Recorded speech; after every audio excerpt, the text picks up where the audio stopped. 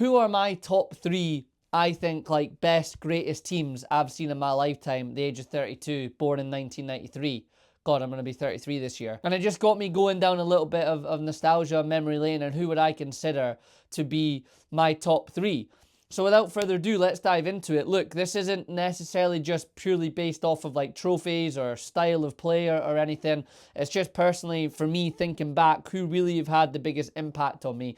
And there's plenty I could have gone through. I've picked some honourable mentions, which I'll do at the end, but I've just chosen a three. So let's dive straight into it with the third best team for me that I've ever seen in my time. And that team for me is Jose Mourinho's Chelsea team. When he comes in there in 2004, he wins the league in his first season. They do go back-to-back as Premier League champions in that time as well.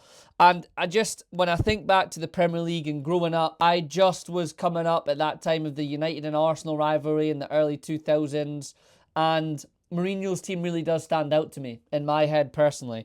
If you just have a little look here at the squad in that first season when he comes in 2004, it's Petr Cech, legend. You got Glenn Johnson, Makelele, Carvalho, Lampard, Majeta Kejman, Joe Cole, Duff, Gallas, Drogba, of course, Robin, Scotty Parker, Paulo Ferreira, Good Johnson, John Terry. I mean, you guys can see there, the list goes on, but like that team for me in my head and my lifetime is etched in my memory as just being such a good team, strong and physical, and also good play football and come in and mix it. And obviously someone coming in straight from Porto, obviously winning the Champions League as a manager and beating not just Arsenal to the title, who had really been dominant up until that point in England, but Sir Alex Ferguson in particular with his Manchester United team.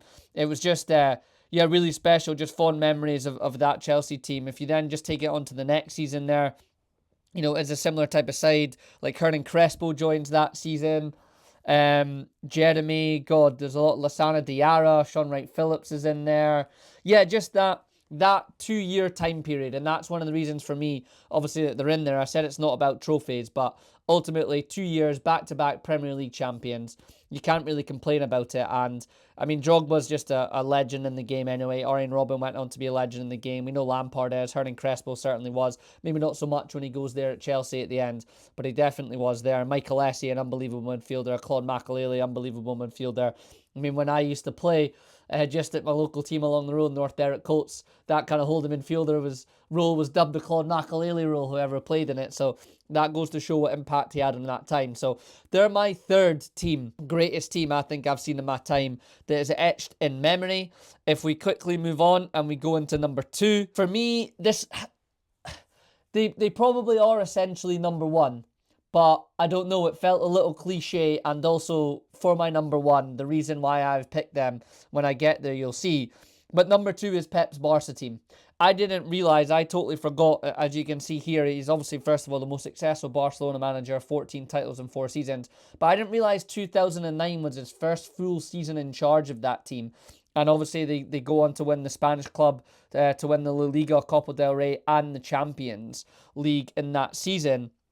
Look, more than just winning before I go into the team, I mean, they were the team that made me want to be a coach. They started off my path to thinking, okay, I know I'm not going to be a player. I wasn't a great player. I wasn't a good player, but I wanted to be involved in football, and that team was the one that inspired me to get into it. How they played, you tuned into La Liga every weekend, more so than everything, at night on a Sunday night, wanting to watch them, the El Clasicos that you had at that time between Barca and Real Madrid. I mean, again, they could be number one, but I'm settling in there with number two, and we know that football really, since that point on, up until about now, has really been based off of that Barcelona team. So if you look at that 2009 team, I'm just going to pull up like the Champions League final team for who it was. This was the one where, I mean, Messi hadn't scored against a Premier League team and all of that chat, but, against a very, very good Man United team. And this Man United team, by the way, were in consideration for me to be in my top three with like Ronaldo, Rooney and Tevez, Berbatov, Scholes. You can see that team there. That's an honourable mention already there.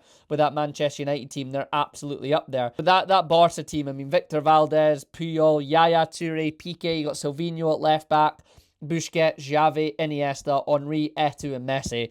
I mean, that was just really the start of it. It was absolutely incredible to watch, and that Champions League final was ridiculous. If you progress it on into the 2011 Champions League final, so it's 2 years later, under Pep again, they're up against this Manchester United team who have a great run at this time period too, and would have been unbelievable if they hadn't come up against this Pep Barca team. But a couple of little changes in there with like David Villa up top as well. Unbelievable addition. Dani Alves in the mix. Mascherano at centre-half. Abidal, that's maybe more so the one for me that was a lot more complete than that 2009 team, but that was a hell of a team. And yeah, we know what they've done to football. We know what they've created. They made it magical. It was unbelievable to watch with one of the greatest of all time to do it in Lionel Messi there, and how they played out the back and opened up and played. And Dani Alves, probably in my top 3 greatest right backs of all time that I've ever seen. He was absolutely sensational. Pedro, Messi, Villa, what a front 3 in the midfield 3 of Iniesta, Busquets and Xavi speak for themselves. But yeah, like I said, just remember tuning into La Liga, Messi's header in Rome in the final, and just how they kind of comfortably took apart Man United as if the 3-1 won. Yeah, it's where Rooney pulls one back, but I remember watching it down at my grand's old house just across the road from here, really. Like, it's etched in my memory that this game and that Barcelona team, and like I say, Man United are a close kind of honourable mention in the 3 here. But that is my second. Moving into my number 1. And they are my number 1 because they've done something that I don't think has ever been done since then. I don't know if it will ever be done again. They might not have been the most complete team. They might not have also dominated in their league as well as in Europe. But for me, my team is Zinedine Zidane's 3-peat Real Madrid team. Yeah, I had, unfortunately, I'll get to it in a minute, an experience of watching them win the 3rd in a row in Santa Barbara against Liverpool. But if we just quickly look here, Zinedine Zidane's tenure as Real Madrid manager, 2016 to 18 is the one that I'm talking about. 3 Champions Leagues, we know. He wins a total of 2 La Ligas, 2 Super Cups, 2 FIFA World Cups. He wins FIFA Men's award approach. Yeah, his first spell took over from Rafa Benitez in January 2016, instantly stabilising the team to win 3 straight European Cups. I mean, I think that just solidifies it for you. The 27-18 season, yeah, despite finishing 3rd in the league that season, they won 4 trophies out of 6, including the unprecedented 3rd consecutive Champions League title, which made them the first team to achieve the feat since Bayern Munich, there you go, in 1976, and the first ever to do it twice. There was also Madrid's 4th European Cup in 5 years, and it was their 13th overall. Ridiculous. It starts off with the era where they play against Atletico. In that game, we know Sergio Ramos scores early. It's 1-1 after extra time, and it goes through to penalties. But if you just look at that kind of first iteration of this team, Keylor Navas in goal, Carvajal right back. We know how he goes on to be Sergio Ramos, who I've said is probably my greatest centre-back of all time. Pepe, solid. Marcelo, Casemiro, Modric and Kroos, hell of a midfield. And it's that front 3 of Ronaldo, Benzema, Bale. Ridiculous, absolutely ridiculous side there. If you look on the bench, you've got like Isco and everything in there. If we move into the second one, it's an absolute pump-in against Juventus. It's 4-1. I remember I was coaching at the time out in the States, and I had a tournament. I remember at Twin Creeks Sports Complex, and all my games, bearing in mind America are 8 hours behind in California, so it's a 12 o'clock kickoff. And that day, all my games had finished up by about 11:30, so a few of us sat in the bar there and had a few drinks and watched this Champions League final, and it was a dickin'. It was an absolute dickin'. I mean, it's not a bad Juventus side there either. But yeah, again, it's Navas, Carvajal, Ramos, Varane's in there now. Marcelo, it's the same midfield of Kroos, Casemiro and Modric. They've been together for another year. It's Isco, Benzema and Ronaldo. Bale coming off the bench. You've got Asensio comes off the bench as well. Yeah, just absolutely solid. And then one that will forever be etched in my memory is the third one in the 2018 final against Liverpool. I was in Santa Barbara for it. Me, my brother Matthew, and at the time I was living with my mate Dan Neil. We went down to Santa Barbara and we went and watched it, and we couldn't find the bar to watch it in. Not thinking we were going to get it, and we had a hell of a day.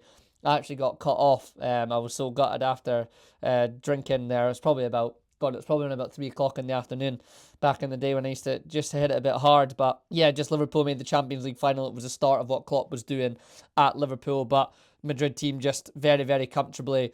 Obviously, we know Mo Salah does his shoulder in the game and it changes it all. But again, if you look at it, it's literally the same team. Ronaldo, Isco and Benzema start. Bale comes off to score that overhead kick. That's one of the best goals I've seen in the Champions League final. And they just seal it. And that Madrid team in Europe just kind of solidified for me what Real Madrid really are. What they are as a club, and in particular in the Champions League. That's what they're all about. And it did just feel inevitable, led by one of the greatest players of all time up front in Cristiano Ronaldo. And yeah, hell of a team, hell of a team. So they are my number one. Let me know what you guys think in the comments. Honourable mentions. I'll start with the Liverpool Jurgen Klopp team. Talking about that time, they bounce back that after that season, and they come and they do win the Champions League after getting an unbelievable points tally in the league as well, second against Man City. I mean, it's a hell of a team in that time period in that season. If we have a look at the squad, it's the start of this peak run here. It's Alisson in goal. You know, you've got Van Dijk in there, Andy Robertson's in the mix, Trent in the mix. You know, it's the Fabinho, Wijnaldum, Henderson midfield three. The likes of Chamberlain and Jones and Lallana, and we know it's the front three of Mane, Firmino and Salah up top with like Shaqiri and Origi backing them up there as defenders. Hell of a team. They go on to win the league the next season. And yeah, they were the best ever start to a season in the history of the top 5 leagues. In the 2020 season, picking up 20 wins and 1 draw for a total of 61 points out of a possible 63. They eventually extended that record to 26 wins and 1 draw for a total of 79 points out of a possible 81 before obviously COVID hits. But yeah, even that team there is just it's absolutely solid. Like some Minamino in there, Naby Keita gets added to it. Hell of a run that team had. Special times. Next honourable mention for me, I mean, it has to be, could have been the 3-peat Man City Premier League team. But yeah, I think I'll go with a 100-point team, the likes of Sané and Sterling. They stand out in my head, and Liverpool are competing with them at the time, and it's a time that we're starting to peak as well, and it's just a hell of a team, that Man City team that hits 100 points. It has to go down in history. Aguero, Sané and Sterling up top, Kyle Walker, Vincent Kompany, John Stones, Kevin De Bruyne, Bernardo Silva, David Silva, Benjamin Mendy at the time, Otamendi, Ederson comes in, you know, Jesus, Zinchenko, Yaya Toure in the mix, Phil Foden. I mean, just an incredible side there. That's an honourable mention again. Last couple here for me is Luis Enrique's Barcelona team that did win a Champions League. The MSN of Suarez, Messi and Neymar. Incredible. Again, just kind of coming to the end of that. Busquets and Iniesta, midfield, and Xavi coming off the bench in that game. Dani Alves at right back, Ter Stegen, Piqué, Mascherano, Jordi Alba, a legend in there. And yeah, it's just the front three against a decent Juventus team as well. But honourable mention to them. The way they played football is incredible, and you've seen him kind of recreate that with PSG at the moment. And last but not least, as an honourable mention, would be AC Milan's 2005 team. That was just probably one of the most stacked teams I've ever seen in my time, and we know what happens in Istanbul that night. Dida in goal, Cafu right back, Yapstam, Nesta, Maldini, Pirlo, Gattuso, Seedorf, Kaká, Crespo, Shevchenko. I mean, does any more need to be said? That just sums it up. Hell of a team, and they go on to win it 2 years later in 2007 against Liverpool, and they get the revenge. It's Ancelotti who's the manager of that team as well. Let me know in the comments what you guys think. Who's your top 3? Anyone I've missed? Any of the honourable mentions that you maybe think should be in the top 3? But again, it's nothing to do with like because of they're definitely the greatest and the stats prove it. It's just how I've felt in my time watching it, and they would be the 3. And look, you could probably chuck any of those honourable mentions into the mix for me, and I wouldn't argue it. But I think Madrid getting 3 Champions Leagues in a row underneath Zinedine Zidane, pretty historic, very legendary, and I don't know if I'll see that again in my lifetime. So if you enjoy the video, like and subscribe to the channel, drop your comments, and as always, until the next one, have a good one, all right? Peace.